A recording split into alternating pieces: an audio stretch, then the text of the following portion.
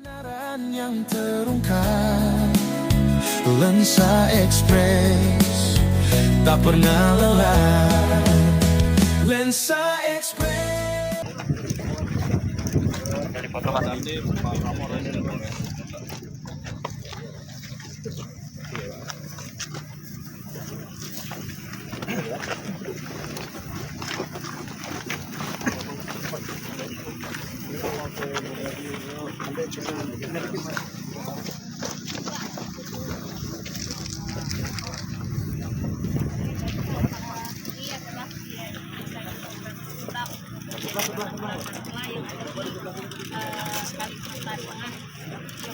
Itu adalah dari Provinsi Kalimantan Tengah. Jadi kalau bisa lihat itu ada beberapa titik yang sudah kita lakukan masih kegiatan pemadaman yang dilakukan oleh Manggalapi bersama baik dari BPBD TK Provinsi, baik dari BPBD Kabupaten Kota, juga dari instansi terkait kehutanan, dari KPHP dan juga dari DSAK, MPA semua juga sudah ikut bergabung kolaborasi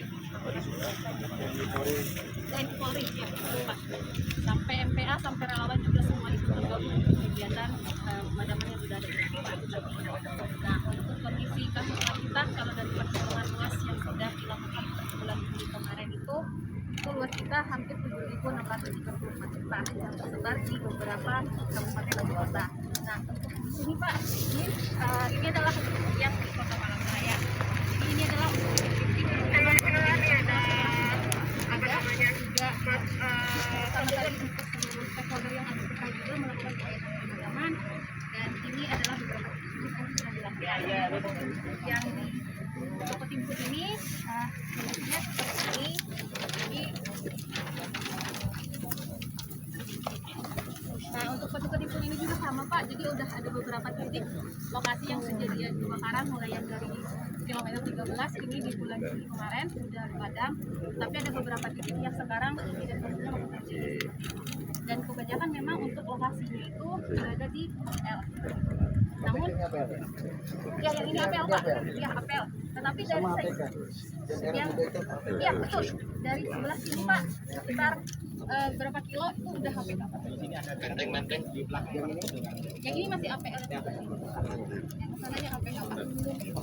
Dan beberapa permasalahan memang kita terkait memang ada beberapa yang daya airnya.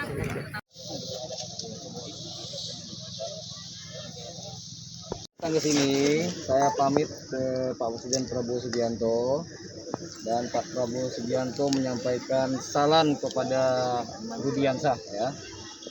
Ini salah satu contoh anak muda yang luar biasa. Ini superhero ya, tapi ini juga menjadi superhero menjadi forest hero. Jadi ini pahlawan yang menyelamatkan hutan kita.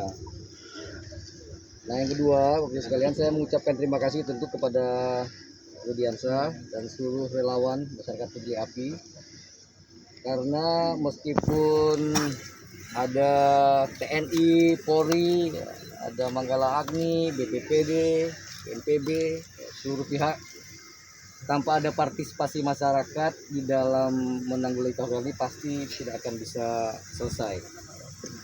Partisipasinya baik yang itu positif ya, turut memadamkan, tapi yang tak kalah penting adalah mencegah agar tidak terjadi karhutlah, kebakaran hutan.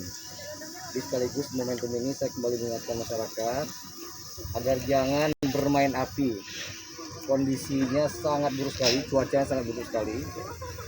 BMKG sudah memprediksi El Nino pada tahun 2026 ini sangat kuat, dan itu hampir sama dengan El Nino 2015, dimana ketika itu seluruh Indonesia terbakar sekitar 2,6 juta hektar.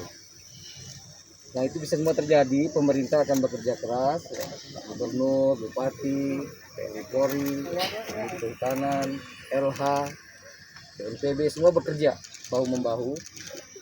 Tapi kemudian yang nggak kalah penting sekali lagi adalah bagaimana kemudian masyarakat dapat berpartisipasi memadamkan api sekaligus mencegah. Jangan ada lagi pembukaan lahan di musim ini dengan cara membakar, dan clearing dengan cara membakar, baik itu korporasi yang besar ya, terutama tentu saja yang besar, dan juga masyarakat. Tapi Solo ya, sekali lagi dengan sosok Adinda Rudiansa ini ya, ini merupakan kabar gembira bahwa masyarakat kita tuh dua begitu ya, kenapa selalu survive dengan segala macam bencana ya. Pertama ada yang disebut sebagai community participation, saya katakan tadi. Masyarakat kita tuh selalu ingin bergotong royong. Di tradisi kita sering gotong royong, ringan sama dijinjing, berat sama dijinjing. Nanti dilihatkan oleh adik kita ini menular. Kemudian ada community resilience ya. Masyarakat kita tuh ada keinginan selalu untuk bisa survive, keluar dari masalah, bareng bersama-sama.